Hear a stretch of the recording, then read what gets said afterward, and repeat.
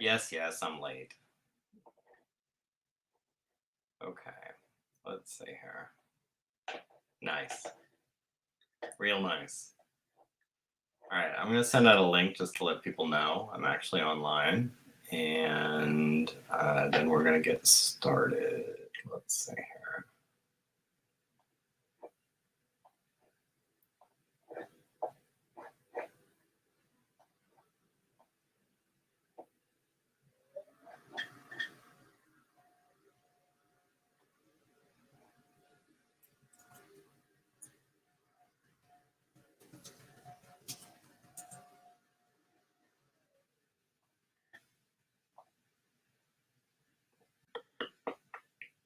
I'll send one more account.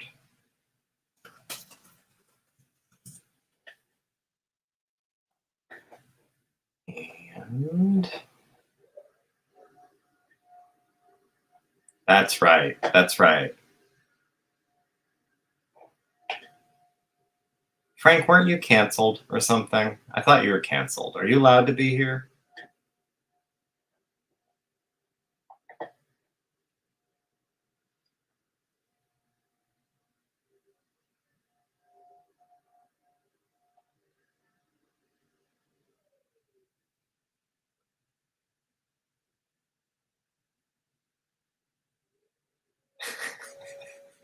Okay, we have a very exciting guest. I don't know. I don't remember sending this person a link or even having a conversation with this person ever in my life, but they're here. This is exciting. Hey, Gary, Jeremy how's Corbell. it going? How are you? Let me just say, I'm honored to be here, and I find your comic book, Dinosaurs versus Mars Bots, to be fundamentally changing the way that the UAP phenomenon is perceived and recognized, but not only by the inner core of military, but by the general public. I mean, hey, man, you're making a fucking difference, man. Well, I really appreciate that, Jeremy. That means a lot to me. Thank you. I really think it's rad what you're doing, and I'm just a big fan, man. I mean, hey, we're all human. I mean, they aren't, but we right. are. We're human. Not all of us. Not all of us. But let me tell you something, bro. I recognize. I mean, let's be real. Game knows game, and both of us are in the UFO game.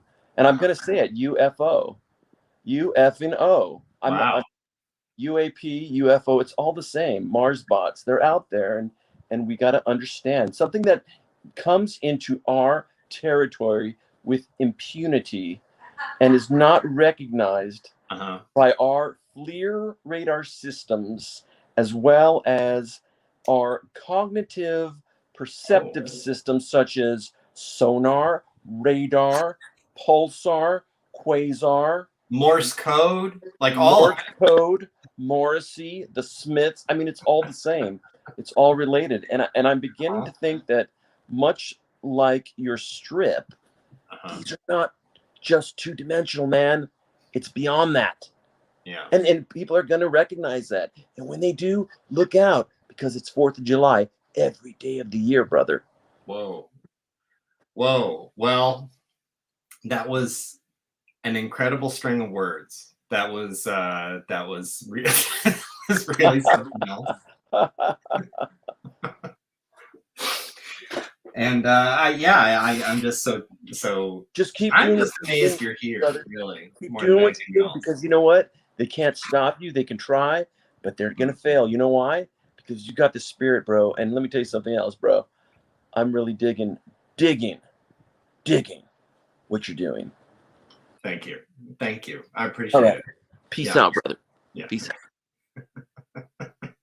Well, that was exciting, everybody. That was now I know one of the things I'll be putting in the title of this stream is that special guest. That was incredible. D versus M first. Let's see here. I saw that. I got of the three, two thumbs up, one thumbs down. Thumbs down for no being dinosaurs versus Mars bots with no dinosaurs on the cover. Which I have no answer to. I can't argue with that. So I'll take the 2 out of 3. I can accept that. You did. I'm sorry. You're gonna have to watch the replay. But he was here.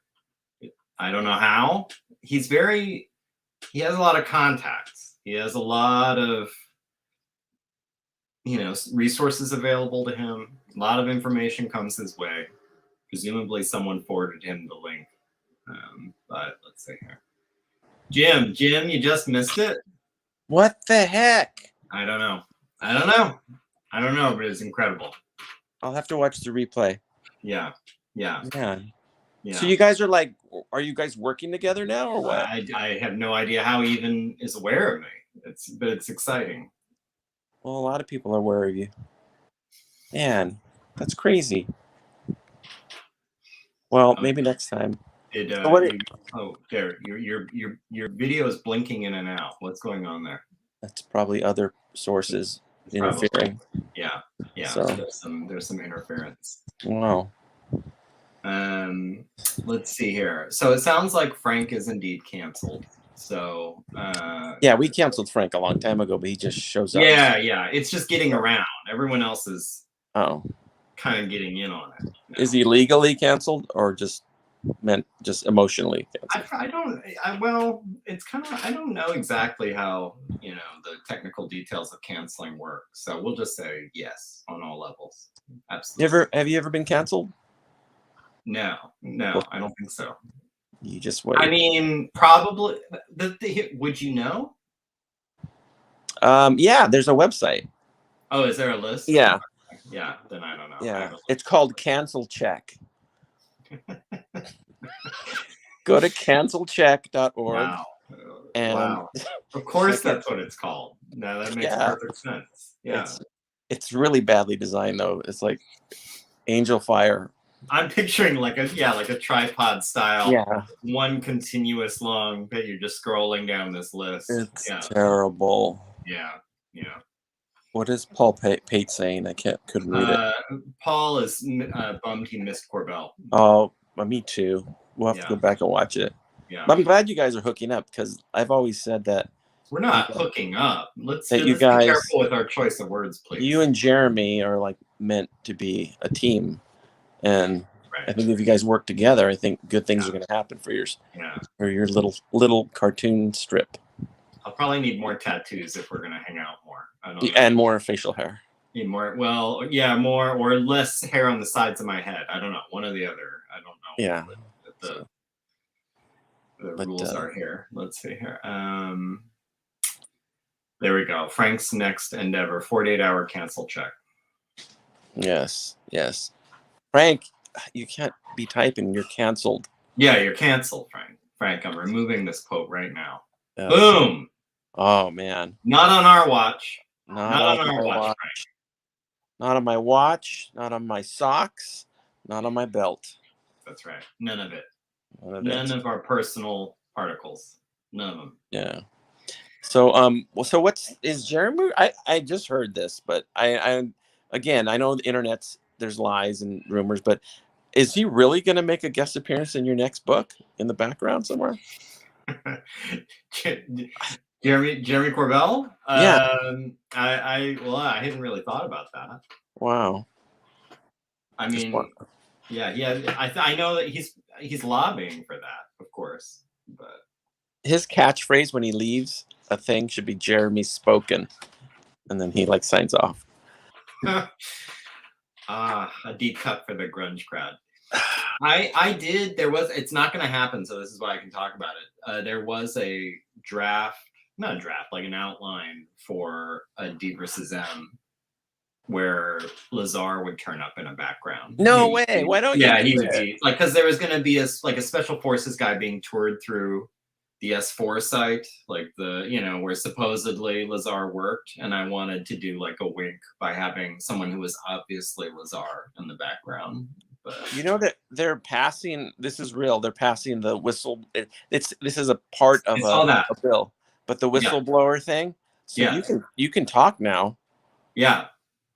Right. Yeah. Got I anything can to talk, say? me personally. Yes. If you have anything Well, to I say. have been. I'm putting all this classified material out in comics, but yeah, at least now I'm maybe protected from legal repercussions. Gary, you know only kids read comics. You know that it's just for kids. It's true. That's true. How many times I have to tell you? It's true. And you know what? If you're over 15, if you're out there watching and you're over 15 reading comics, grow up. Grow up. Stop it. That's right. Yeah. What's next? You gonna watch cartoons? Yeah, what? Cartoons? Gonna play with your G.I. Joes? Losers. Nerds.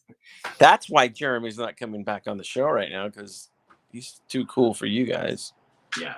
Yeah. So, yeah. But anyways, let's talk a little bit about the whistleblower bill in this. Is it in the Senate or Congress?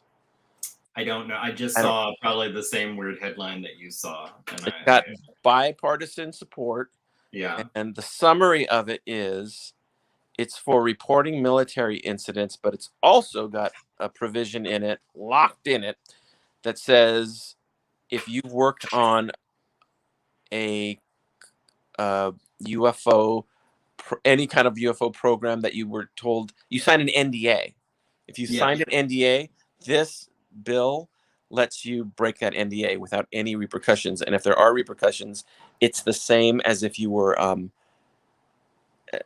unjustifiably fired or unjustly. Thank you. There was repercussions, and you have legal.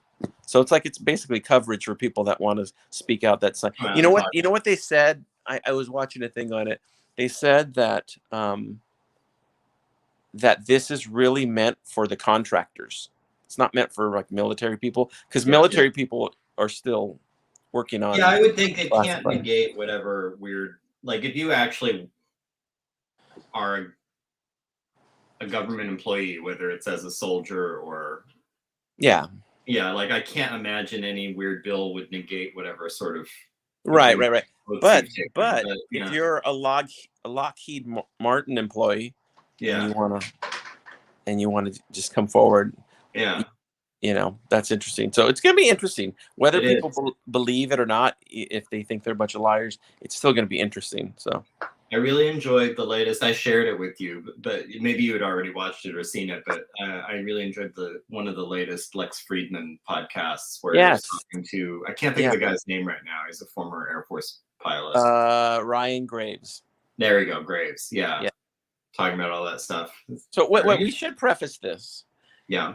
Gary and I are about the same level interested in UFOs, where it's like it's super interesting, but both of us have an open mind. We leave the door open for it could be 100% real, or it could be 100% hoax put on for whatever reason, or it could be somewhere in the middle. I am pretty agnostic about this stuff, but my spectrum of what I think is the possible explanations doesn't go quite as far anymore to like it's all made up, it's all weather phenomenon, it's all a bunch of fucking liars. Like I can't go that far. There's just too much, and like there's too much evidence that these are actual physical objects they're seeing. So right now my spectrum is this is advanced American tech that they're not looping the Air Force in on or something, like that. This is weird experimental stuff that we're doing that the silos aren't talking to each other. Or on the other end of the spectrum, it could be something trans-dimensional or extraterrestrial, who knows. But. By the way, my battery's going to die right now. I just looked up. Coincidence? Was it? Oh no. It was 99% when you log on. Oh no.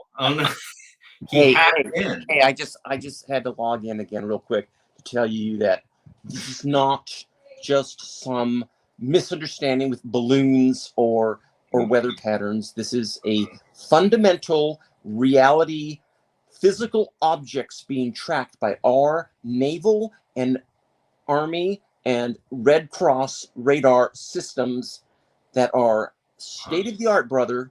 State of the art. Yeah. And I just had to just come in real quick to say that. And Jeremy, I'm not going to make it to your house by 7:30. So if that's cool, I'll sleep on the couch again. Okay. Cool. All right. We got to get working on the book, brother, because I do. Yeah. That's for sure. Yeah. And by the way, if you can have another one of those really cool IPAs waiting for me, that would be rad. All right, brother. Catch you on the flip side. All right. Yeah. Keep looking to the skies, brother. You be careful out there. Keep looking to the skies. Yes. And Frank, you're still canceled. Yeah. Thank you. He has to smell like beard wax, right? Like 100%. I think so.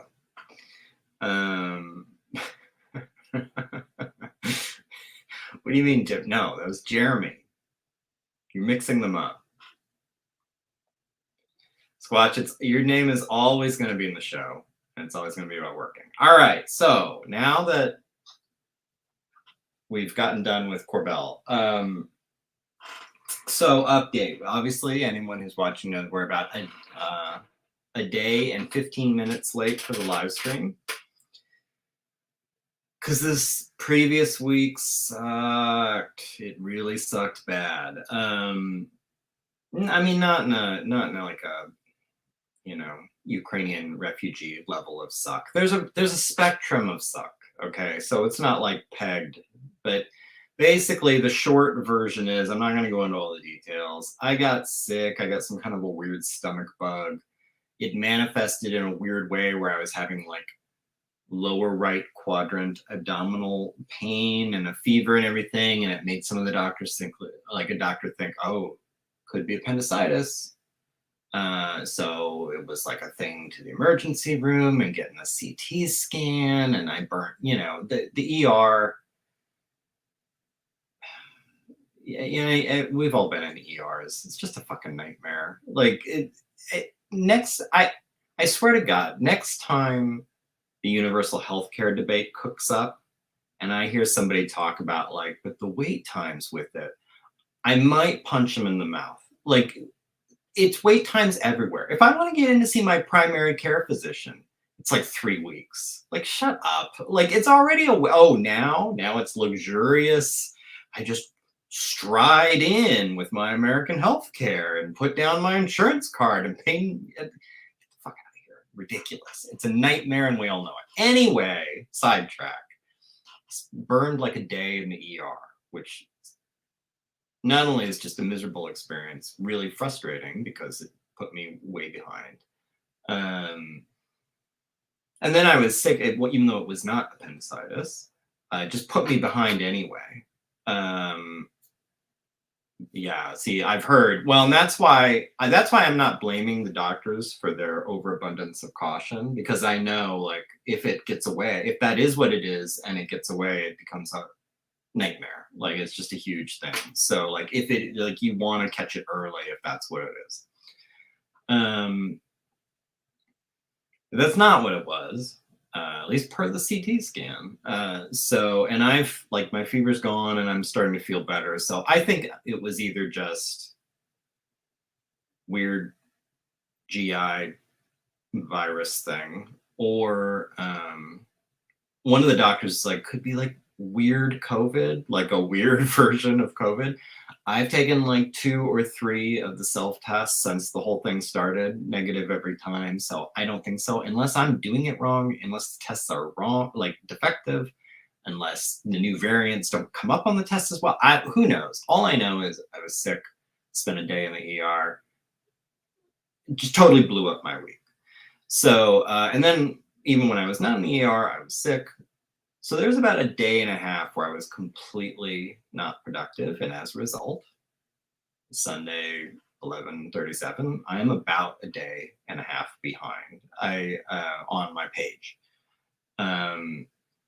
I am still working on page, what is it, 25.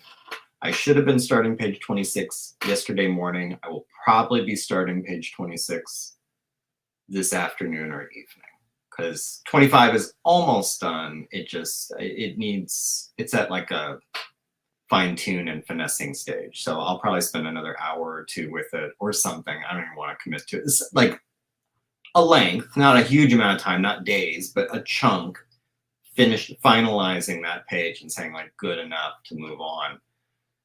We'll set up page 26 sometime in the back half of today and get going on it. And then now I'm behind the 8 ball. Like if I want to stay on track, I got to be extra productive this week.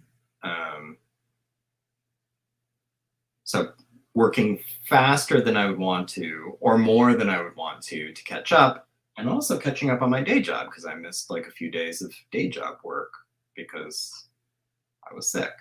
So that's where we're at. That's it's all going to get back on track. The next page I'm doing, the page I'm going to start later today, 26, shouldn't be a big deal. And I'm saying shouldn't because I thought the page I'm on right now wouldn't be a big deal. But it turned out to be way more technically complicated than I had imagined. Like I hadn't really thought through. It's I don't know how to explain this.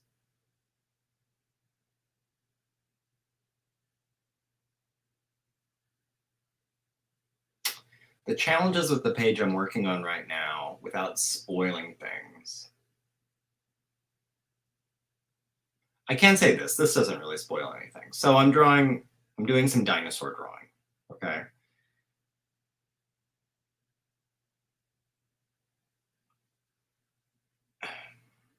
That in and of itself is that's hard. Especially if you've read 97, where there's a couple species of dinosaurs. First of all, I burden myself with trying to make them as plausible and accurate to what we know about them as possible. I'm not doing Jurassic Park dinosaurs. I'm not doing Dino Riders. I'm not doing, what was the name of the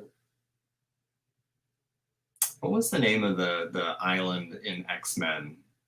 The Savage Realm or something? Whatever that was. Anyway, the point is, I'm not doing any of that stuff. I'm trying to make these. D versus M is the conceit is that it's real world, and therefore the dinosaurs should look like real dinosaurs, best we know, based on the evidence, which is hard. Like, yeah, I mean, drawing any kind of animal is tricky. If I had horses in D versus M, those would be tough pages.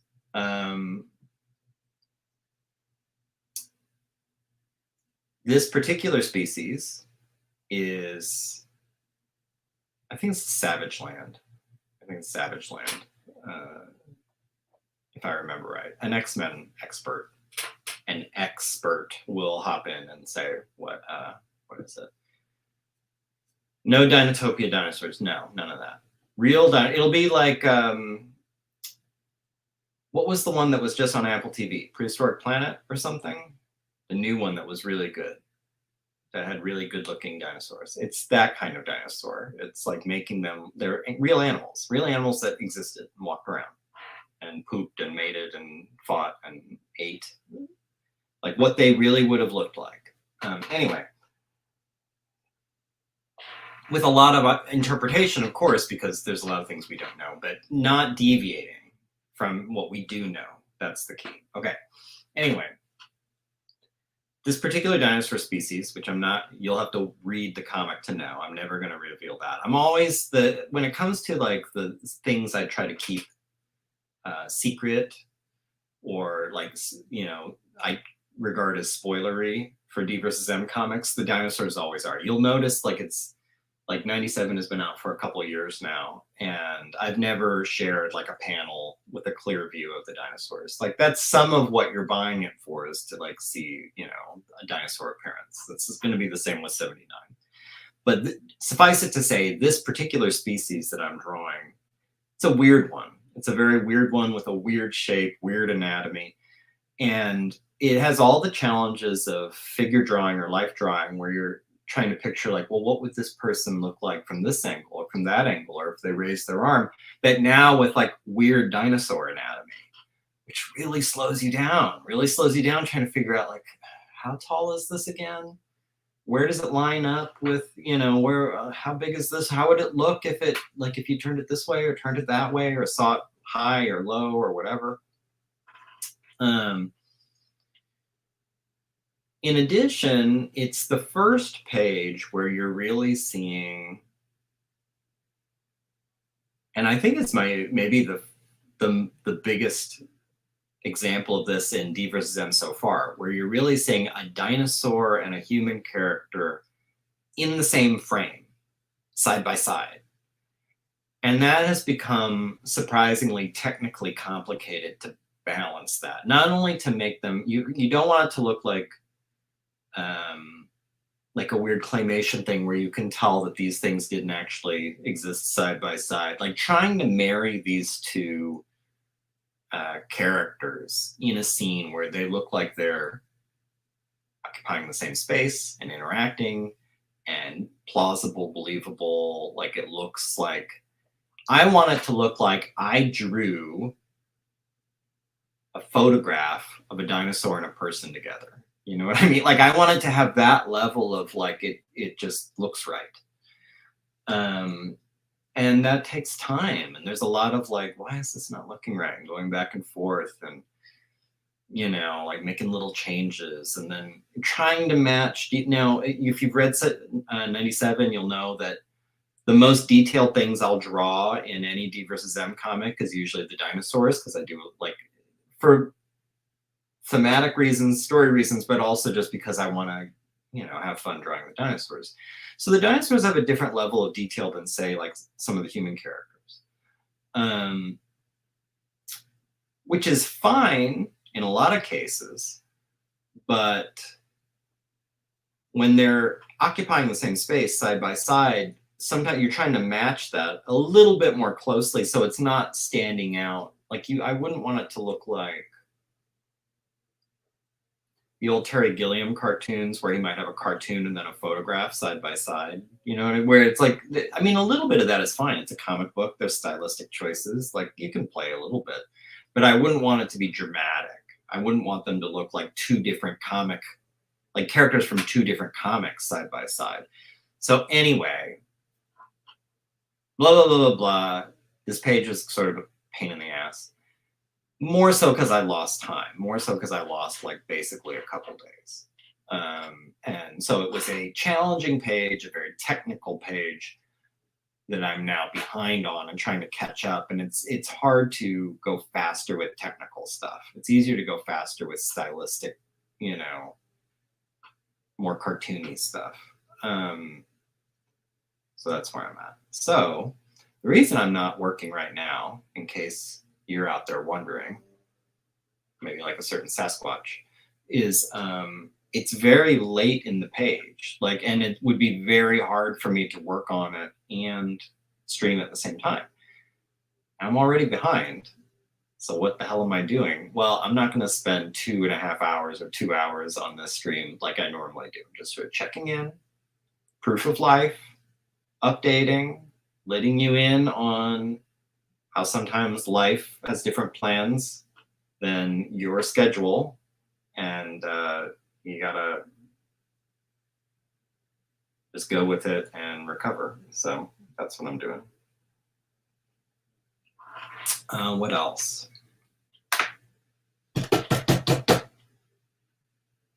I don't know. Let's see here. Good morning. How you doing, man? And then let's see here. Yeah. If you weren't here right at the beginning today, guys, you missed a real exciting visit. was pretty cool.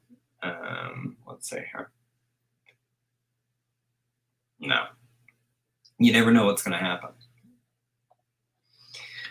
When life doesn't fit the schedule, life doesn't, you know,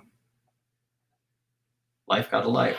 Oh, and then also, this is unrelated and didn't, but just this. I in the next couple weeks, I'm gonna have to do traffic school. Got caught speeding. The first traffic ticket in my entire driving life.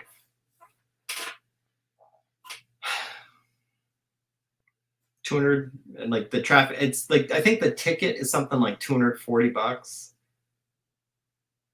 If you go to traffic school, it's like 220 or something like that. But it doesn't like it doesn't end up on your record. Like you don't. It doesn't affect your insurance. So I guess I'll be doing that. But that's I think next paycheck is going to be signing up for traffic school. Yeah, the government. It's probably just the government trying to crack down a little bit, apply some pressure. You know. Yeah. I guess so. I'm kind of I hate to admit it. This is why I'm not going to have my day in court. I'm a little unrepentant. I was going 52 and a 40. And let me tell you about this 40. Okay. This wasn't by like a grade school or something. This is for those unfamiliar with the Phoenix area. There's this town called Paradise Valley. Paradise Valley is where the fancy whites live. Okay, that's just the easiest way to think of it. It's fancy white town. Okay, and they have a stretch of it. And let me give a and this is coming from someone who works in the criminal justice system. I can say this with some authority. Police officers in fancy white towns don't have a lot to do. It's a little boring. So boy, they love their traffic laws. That's oh boy. Let's get some speeders. Let's get some red light runners. Actually, red light runners they should get. That's very unsafe. But anyway, so Paradise Valley, yeah, starched whites, fancy whites, they're all the same. They're all the same. So it was in between where I was driving. I was driving from regular old Phoenix to another town, and I was cutting through Paradise Valley. And Paradise Valley has this stretch of road with almost no traffic lights on it. And it's kind of like a corridor. There's just walls on either side because the fancy whites like their walls around their houses, all right? So it's like you're just kind of, and most posted speed limits in Phoenix are like 45, 50, somewhere in there. Like it's pretty quick. But this particular stretch, for reasons, asterisk, to generate revenue for Paradise Valley, has like, it drops the limit to 40 and it has photo radar all along it. And so you're zipping along and you don't even really realize. Now, to be fair, the signage is there. But you're on autopilot, you know, it's the only part of town where for some reason now suddenly it's 40. So you're driving along and I'm driving along and I saw the flash and I was like, God damn it. So anyway, the fancy whites got me, guys. The man got me.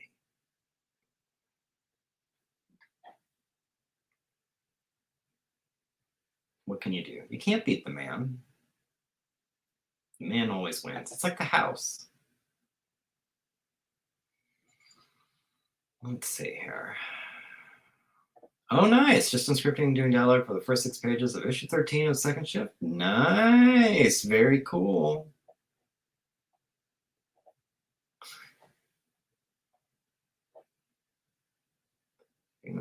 One, that's right. So yeah, the posted was 40.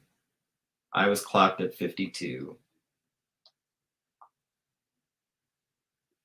And they give you, you know, your court date if you want to go and argue it. I have no argument.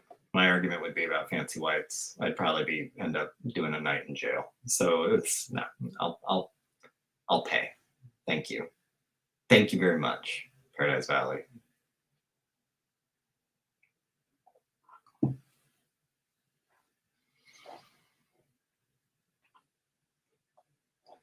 I work for a different man.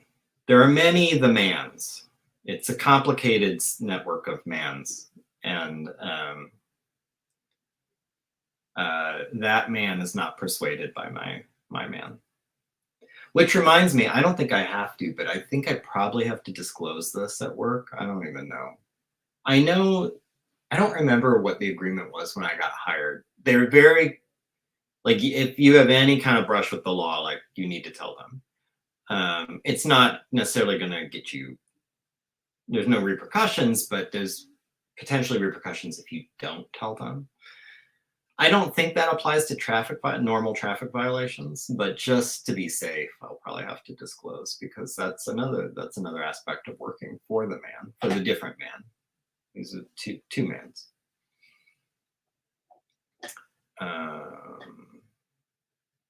Yeah, that's right. Look out. I'm a scofflaw. I'm a terror.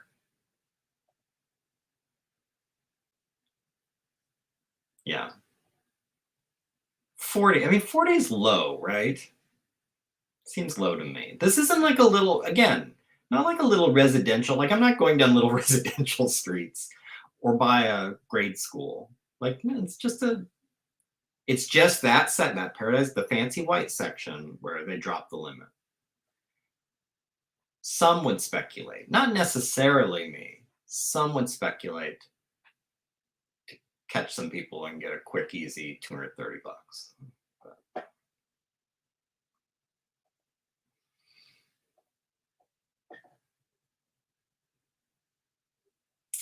yeah, I bet.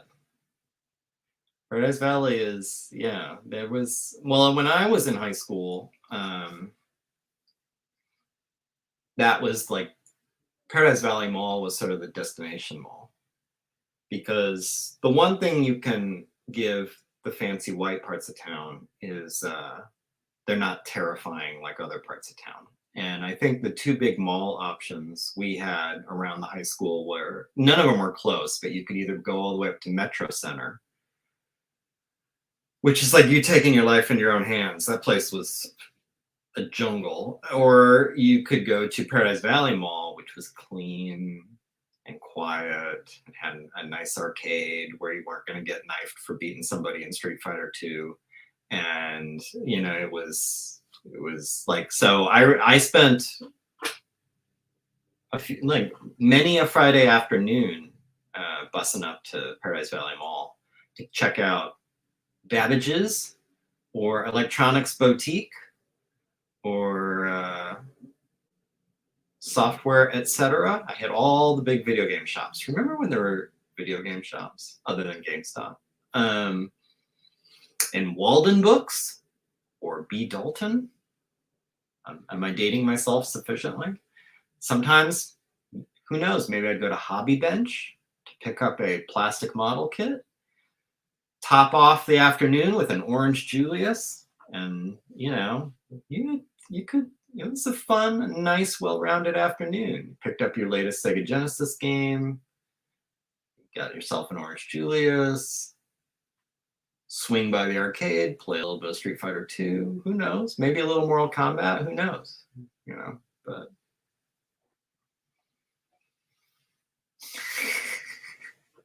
I am not a fancy white Squatch. I am not. I can pass. I'm like one of those, the gays that can pass for straight. I can pass for a fancy white. I can fake it. I am not a fancy white. I've always been a non-fancy white in fancy white clothing. Just as an example, I went to a fancy white high school, Brophy College Prep. This is a Jesuit-run private high school in Phoenix. But I'm not a fancy white, so I didn't have those. My dad was a cop. My mom was like a medical assistant. There was no money. So I had to get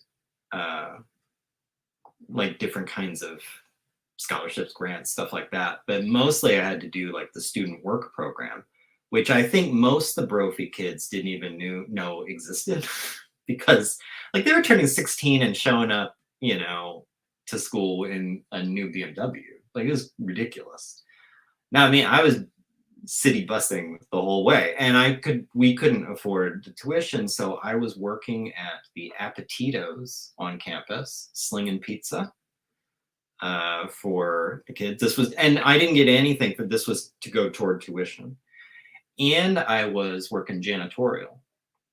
So at the end of the day, most of the Brophy kids would pile in their BMWs and drive off.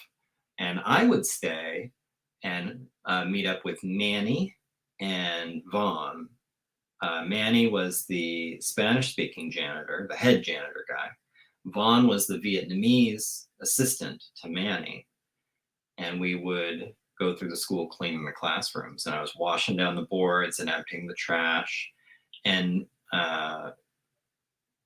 we would all exchange filthy, dirty jokes, because the only words that Vaughn knew, English words, were pretty much, he knew two camps of words. The only non-vulgar word that I ever heard Vaughn say, or there were two actually, it was either clean or clean better. Those were the only things I ever heard Vaughn say. So like he would point to something and he'd say clean, clean. Or then like I would do, you know, my pass at a blackboard or something and he'd come in and I'd clean better. Those are the only non-vulgar English words I ever heard Vaughn say. Maybe he could say more, but those are the only ones I ever heard. Every other English word he knew was a curse word, and he knew all of them. Every single one.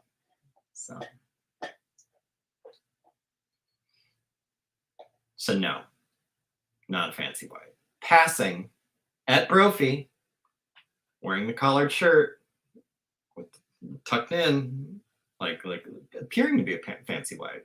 Treated as a fancy white on the city bus by the non-Brophy kids, I can tell you that, but not, absolutely not. And you know what? The fancy whites know.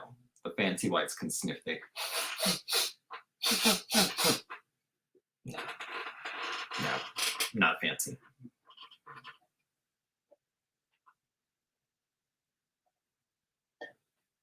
Yeah, appetitos. It's, I guess, I'm assuming that's not a thing anymore, but.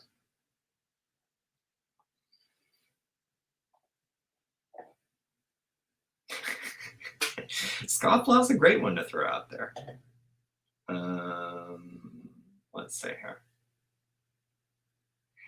Yeah, I remember. Yeah, Paradise Valley Mall. It was, yeah, they were. That seemed like the easiest beat of any cop in the Phoenix area. Like I remember those guys. Because every mall, especially like at peak hours, you would see like a couple cops just sort of walk in the mall or hang out in the food court just to. Those guys must have been bored as F.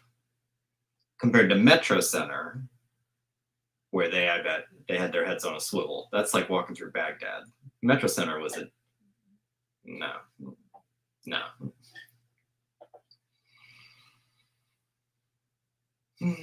Let's see here. No. I was using that's an analogy, not a confession. You didn't, Squatch, settle down. Let's see here. Hey, Orange Julius is great, man. Do they still? I think they're still around somewhere, right? Anyway.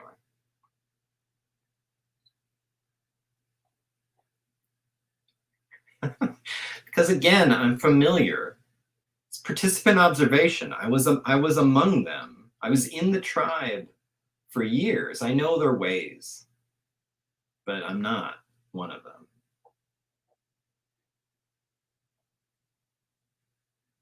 Clean better, not fancy at all. Yeah. F the rich kids. You know what? I mean, whatever. I would like to think I went through that whole experience with a minimal level of like weird class warfare or resentment. It bubbles up sometime. Like I can tell it's in there. And there are some things that trigger it more than others. But like for the most part, like, and like some of my best friends were kids at, at Brophy were kids that were way better off than me. And it's not like I had a chip on my shoulder about it. But there was definitely a difference. I was living in an apartment with a leaky roof with my, single mom. And like some of these guys, they couldn't even picture, washing the blackboards with the janitors, much less that, like, this is just a whole different, that's nobody's, look, that's all of us. We all have a totally different perspective, and it's almost impossible to wrap our brain around the other person. But sometimes something will hit me just right, a weird political thing, a weird, like, whatever, and it just, like, it stirs that up for sure. I liked aspects of Metro Center. I'm giving it a hard time, and I'm sort of exaggerating the danger of Metro Center, sort of. But well, first of all, I loved it when, and Scott, you might appreciate this, I loved it especially when we were probably quite young, where, first of all, it had that very kind of brown 70s, early 80s decor to it. It had that weird little alley in the food court area. Do you remember that, what I'm talking about? Where it had like a bakery where they sold like elephant ears and crazy stuff like that, and churros. And they had an ice skating rink in the basement that had like a balcony all around it, so you could look down at the ice skating rink. That was pretty cool. They had some kind of weird restaurant. I think it was called Round the Corner Restaurant. Maybe you can find a commercial on YouTube where the gimmick was, it was very 80s. The gimmick was you'd go and you'd be seated, and there was a phone on the wall at your booth. You had menus on the table. You'd call it up and call your order in, and they'd bring it. And as far as I can tell, that was like the only original idea this restaurant had. Strange. I don't know. It was cool. But once I got into my teenage years, it became very much like kind of a gang place. And like a lot of cruising was happening in the parking lot. And it just got like, and every once in a while, someone would get shot or stabbed or something. It just got weird. Then they started really pushing the police on there to try and tamp it down, and then that gets weird, and then it seemed to get better and pull the police out, and it kind of bubbles up again. It's just it's gross. Let's see here.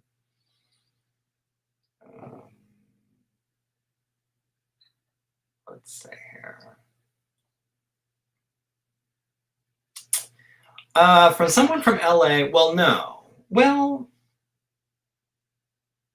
no, I would say Metro Center at its worst would probably be about like a 5 in LA. But I will say this. This kind of becomes like a who has better Mexican food story, like which has more dangerous parts of town.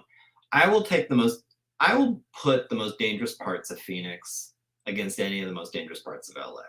Now, LA might have more, like it might win in quantity, but quality, I think it's a good matchup. Like there's some, and I can say that with my current job, there are some parts of Phoenix, like there's no reason for you to even go down there.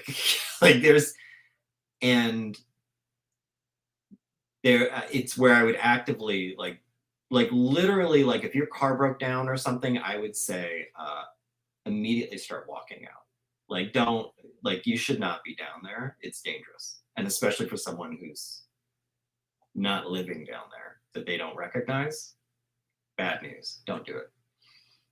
Let's see here. Right.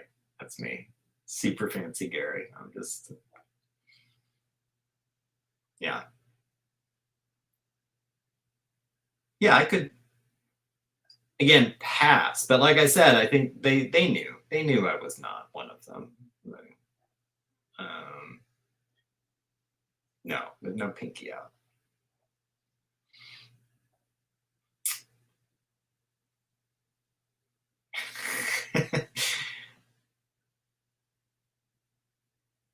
Yeah, I think I have it. I mostly have a handle on it. It comes out when, like, it doesn't come out. I don't think it comes out so much from the school experience. It comes out from, I did a lot of food service. Like those were my early jobs, working at like deli counters and bussing tables and that kind of stuff. And people who have never had those jobs, who are rude to service workers, that's where, like, boom. Like I can't deal with that. Like I I'm glad it's never happened because it would be stupid. It would be foolish. But if that ever, God forbid that ever happened in front of me, like I was in a place, like a restaurant or a fast food place or something, and I saw someone being really rude or awful to a cashier or a waiter or waitress or busser, I think I'd find it impossible not to step in. Like, and I just can't, if you've never done food service, and like, I know, yeah, any kind of customer service sucks, no question. But if you've never done food service in particular, you have no idea what pieces of shit really are. Like, so people get weird when they're hungry and paying for food. I don't know what it is. And it's not all people, but it's like a shocking chunk of the population. They just are, censoring here, effing a-holes. They're the worst, and they deserve no compassion and no sympathy and no understanding. They're just awful, and they need to be pushed back on hard. That's my attitude. Like, if you're a grown adult and you're being rude to some service worker, die in a fire. Like, that's ridiculous. You don't realize how hard that job is and how entitled you're coming off. But anyway, see, it bled out a little bit. But I can't deal with it.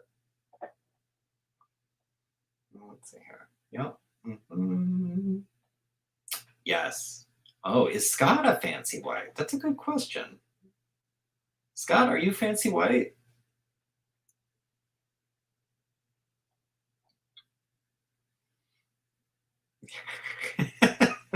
See, look at that. Look at that position of confidence, Squatch. Self-assuredness. It's impressive. It's handsome, really. In the arcade, yeah, that's where I got assaulted once. I miscalculated a situation. I was probably 12, 13, something like that. And I was there with my brother, I'm a huge arcade rat. Walk around, and a couple big kids came up to me. Big kids, like they were probably 16, something like that, a few years older. And I remember I just miscalculated. Like, he said something like, hey, give me a quarter. And I laughed.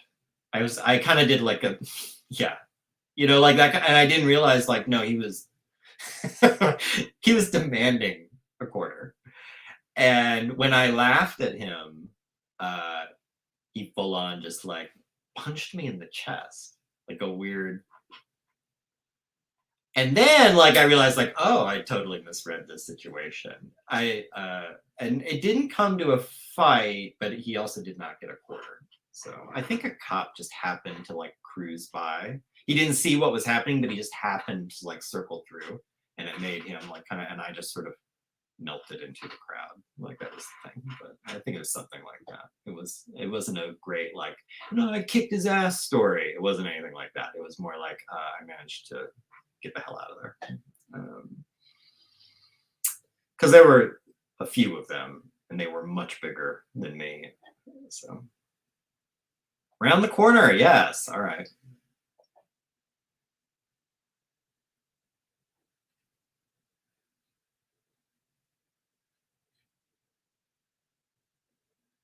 Nice. So what area, were you in the same area of town back then? Probably not, right? What area was that, like, convenient for you? Cruised, not crushed. Crushed sort of works, though. Who knows how the tracks who could. That's me. That's the title of my working autobiography, actually.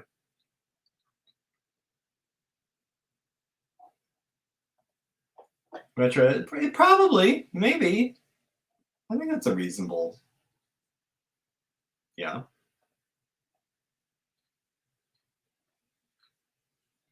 This is just turning into story time with Gary about fancy whites and how he's not one, and growing up in Phoenix.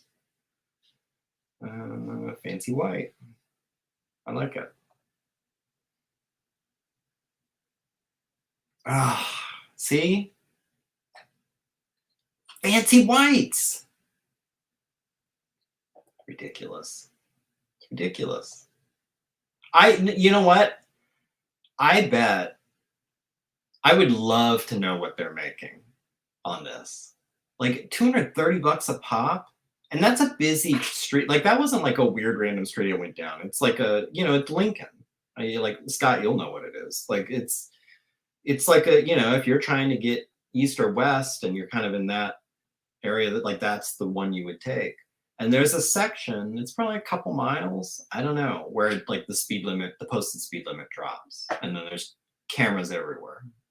And I'm sure it's just to do that. I bet they're getting at least a couple people a day.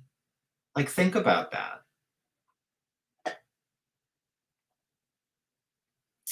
Probably not, because I'm going to do the online version, I think. They have an online version now.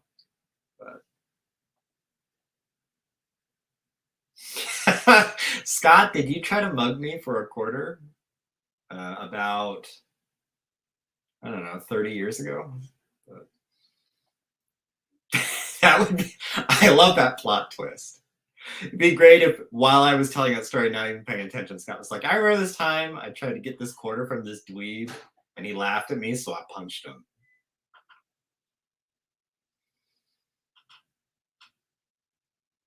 Phoenix, yeah. I mean, again, I'm sort of exaggerating the nightmare of Metro Center. I just remember very quickly feeling like the Paradise Valley Mall, they were about equidistant from me. So it was like, which one did you want to go to? And Paradise Valley Mall was like going to some friggin' resort compared to Metro Center. Like it was just such a totally different experience. So like that's where I went. Plus, I think it might have been closer for my girlfriend or something, or more convenient, or yeah, because Metro Center would have been way out of her. Yeah, so like that, I think that's what the thing was. Yeah, the fancy whites, someone needs to do something. Someone needs to stop them. These whites, man. Gotten too big for their britches. That's what it is.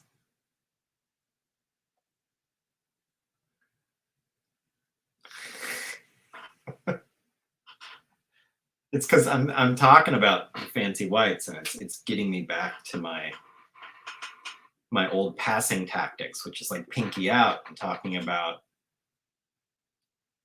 lowering taxes for rich people. It's all the same. Like it just like, yeah. I don't know, everyone. Trump had some good ideas, I thought. Okay. Let's see here. Look, my hand gestures are my hand gestures. Maybe there's a little Italian in my 23andMe. I don't know.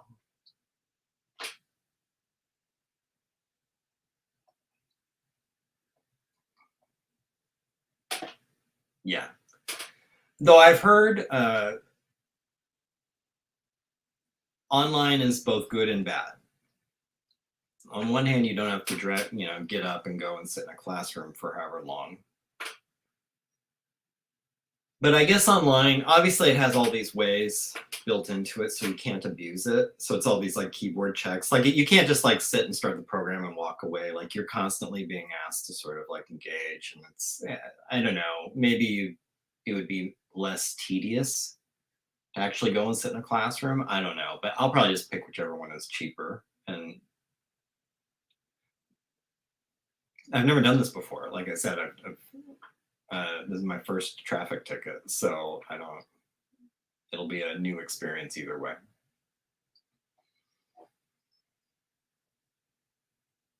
Yeah. Yeah, they offer it online now. I even saw one when I was trying to pick a class. One was offering like a thing you could do on your phone, which is I don't want to sit and stare at my phone for 4 hours or whatever it is. I'm inclined. There's a class that's just around the corner from the house that, like, I'm inclined just to go and do it. I don't know. I haven't decided. I probably will do it online just for convenience, because then I could do it like, you know, at 8 o'clock at night and just, you know, not be disrupted.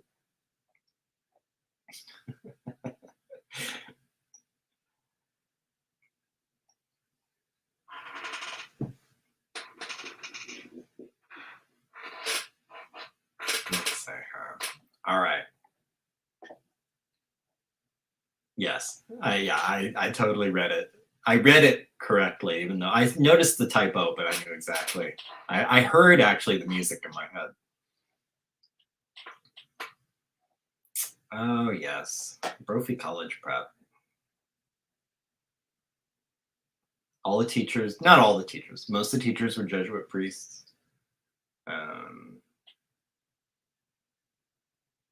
I think the dress code is no, I don't think you could wear jeans.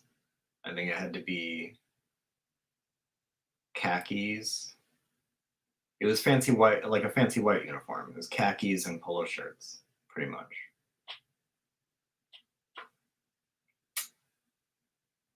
Hair above the collar. I think that was the thing.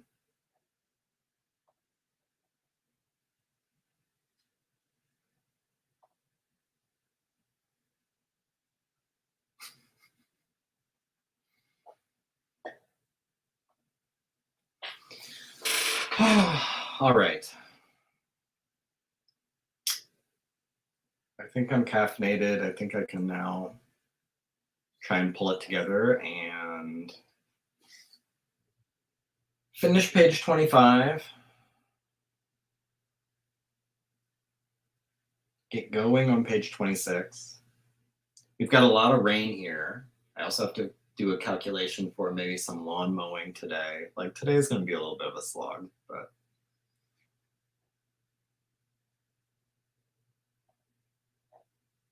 which director? Let me know what director Hodges. Let me think about this.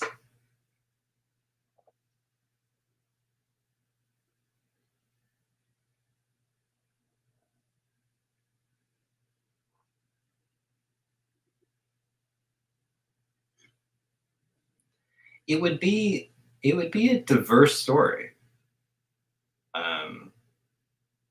It'd be highs and lows. It'd be funny parts and tragic parts. So you'd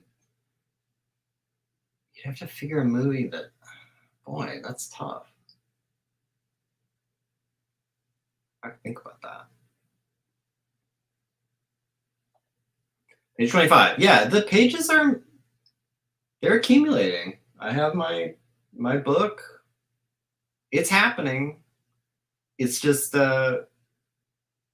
and you know, it's like I have to keep reminding myself. When I think about why I'm behind right now, I keep thinking about, well, this page is sort of a pain in the ass.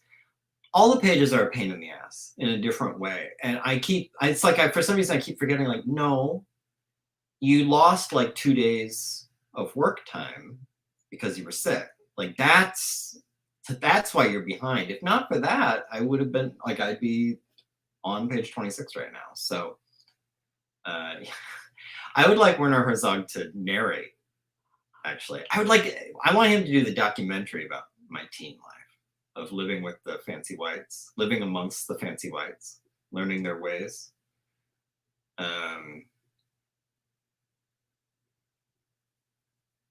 Attempted muggings for quarters. Does that constitute I guess it's a mugging, even if it's just a quarter. It's an attempted mugging, right? They're trying to take something from you. The threat of violence. I'm going to tell a funny story about a friend of mine. I'm not going to use his name because he'll be embarrassed. He's not watching, but so like I said, I was an arcade rat. This is in the theme of fancy whites and arcade muggings and all that. So I was my favorite arcade was Video Roundup, which was on Scottsdale and Thomas Roads. It's not there anymore. It's long gone. There's an apartment complex there or something now. But it was billiards and arcade games. It was the quintessential classic 80s or 90s arcade. There were two halves to it. One half was all arcade games. The other half was all billiards. Yeah, the jukebox on the billiard side, the arcade side. They would get all the new things. They had a good assortment of old things. It was just, if you picture the platonic ideal of a retro arcade in your head, that's what it looked like. You'd go in, it was dark, it smelled like cigarettes. There was the cacophony of just arcade sounds. Every once in a while, one sound would pop out above the others. Like you would hear like a crushing uppercut from Mortal Kombat, or you'd hear like Altered Beast saying "Rise from your grave" or whatever. Like something would bubble above the din, and you'd be able to pick out one little element. But mostly, it was just that sound of music and explosions and bells and punch sounds and all that kind of stuff. It was beautiful. It was probably my favorite place to go from ages. Well, my entire teenage life, probably. But anyway, we were there some weekend, some evening, and a friend of mine who also went to Fancy White Brophy, but was also not Fancy White. In fact, he was Hispanic, but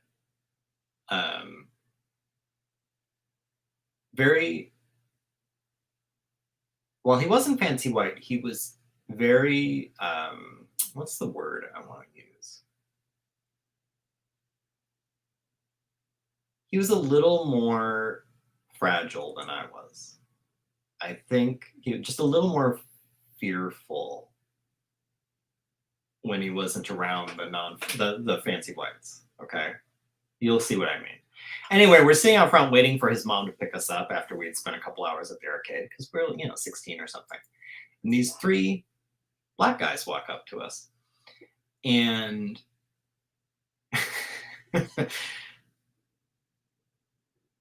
so one of them, the lead one, is like, "Hey, one of you guys got a quarter?" And I just took it again, kind of like I did years before. It's just like he's just asking for a quarter. And I actually didn't. I was like, no.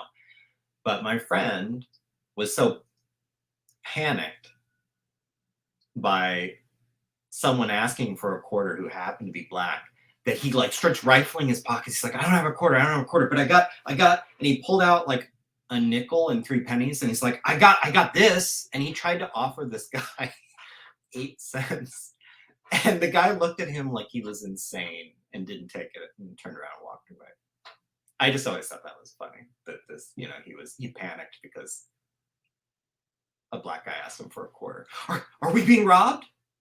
Anyway, let's see. I'll give you whatever I have. Yeah, he was kind of a fancy. I can't say this, but he was accused of that all the time. All the time. Anyway. Yeah, I don't know.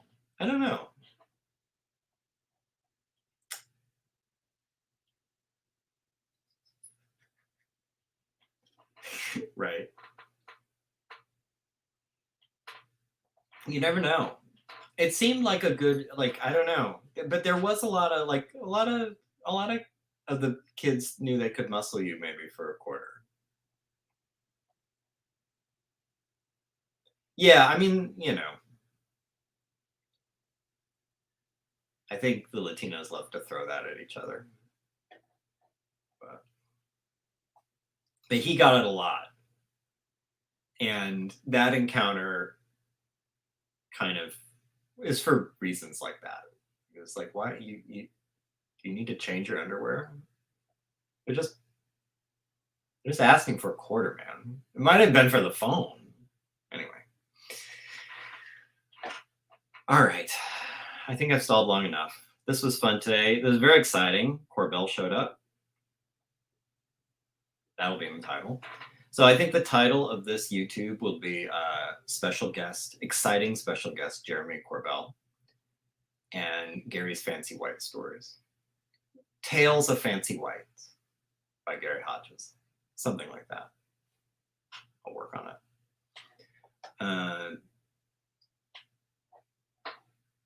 And in the comments, if you're watching this on the replay, feel free to share your Fancy White story below.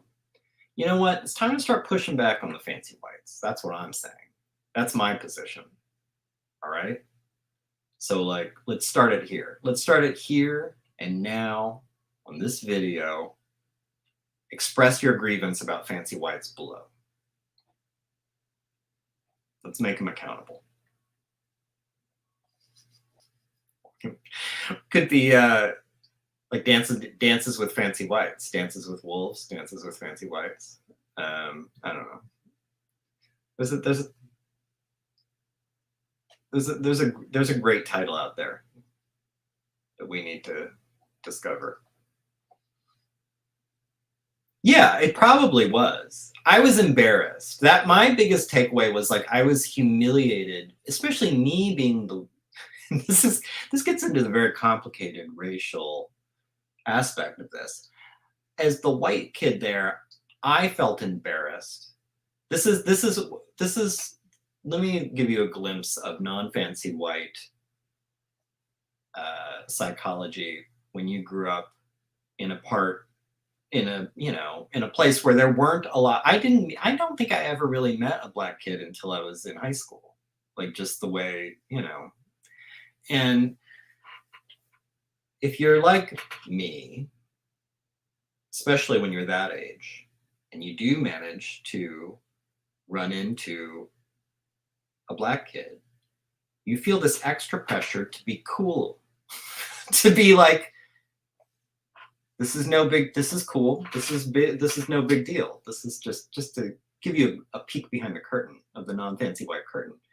And so my friend is like now blowing this, he's blowing this encounter. This was not, in the terms of like, we're all getting to better race relations here. This was not a win. And this was not in the win column. This was my stupid friend thinking we were going to be robbed. And so he offered him pocket lint and 8 cents. Not good. Not good. We're no closer to the dream from this encounter.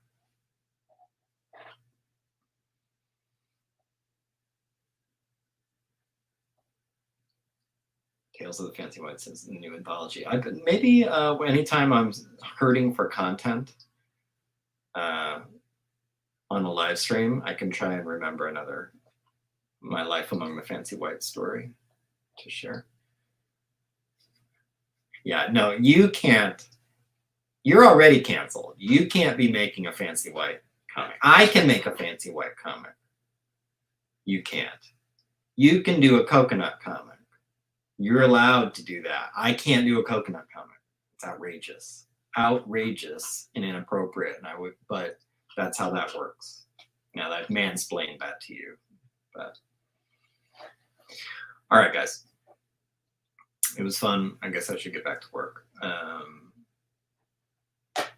Hopefully by next Saturday, I'll be back on track. Hopefully next Saturday, I'll be starting page 27,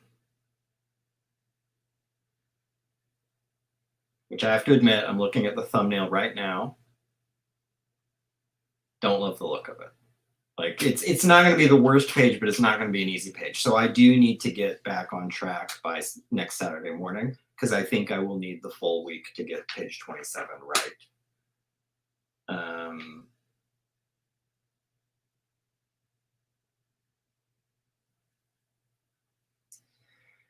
But I have to admit, I mean, there are exceptions. I mean, we're at the point of the comic where things start kind of escalating and a lot starts happening. There are fewer and fewer easy pages left. Like I'm just looking ahead, like almost every page. There's like, again, exceptions here and there. I can see a few, but we're ramping up, and ramping up usually means the drawing gets more complicated. And I think any kind of easy, like slow pitch pages are probably behind me with 1 or 2 exceptions, but there you go. There's your title, Frank. Growing Up Gary, Diaries of Fancy White. I like that. This is the best one yet, I think. Diary of a Fancy White. But again, not a fancy white. An imposter, like a poser fancy white. So I don't know. What would be the equivalent? What would be the fancy white equivalent of like a fancy white to non-fancy white equivalent of the coconut thing? It would be like,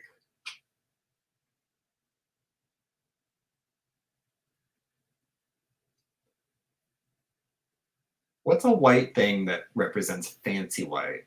And then what's, I know like,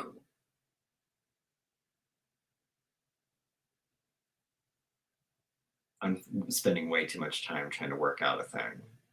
There's like white chocolate, there's nougat. What is the lesser white thing that would be?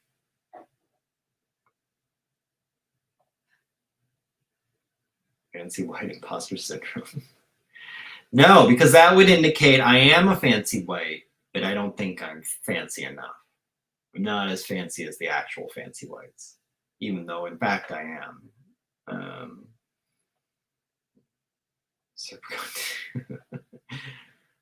Invading the fancy whites. Gosh, you need.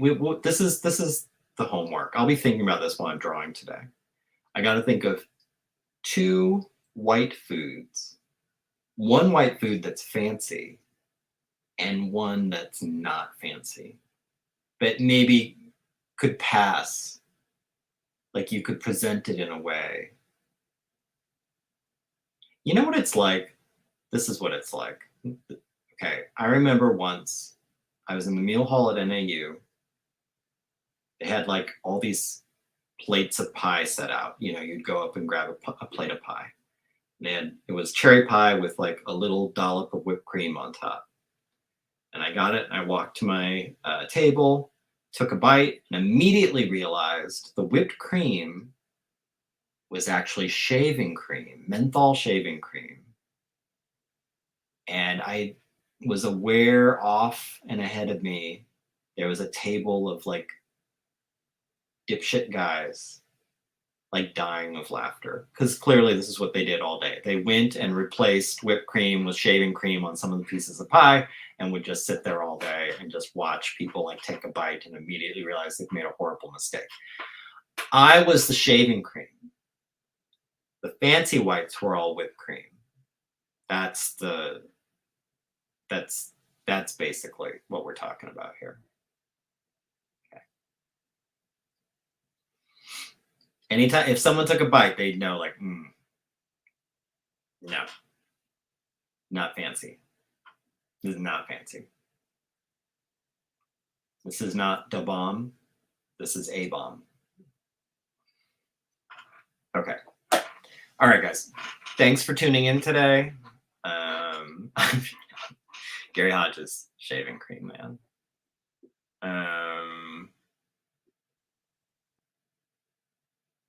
That's all I've got. Now I'm just stalling. Now I'm just overwhelmed with being behind and just kind of want to run away. But I want to go to Paradise Valley Mall and go to the arcade, get an Orange Julius. Cruise the Sega Genesis section of Babbage's. See if maybe the newest Phantasy Star is out. All right, guys. Thanks for coming by. Saturday morning, starting page 27. Okay. Talk to you later.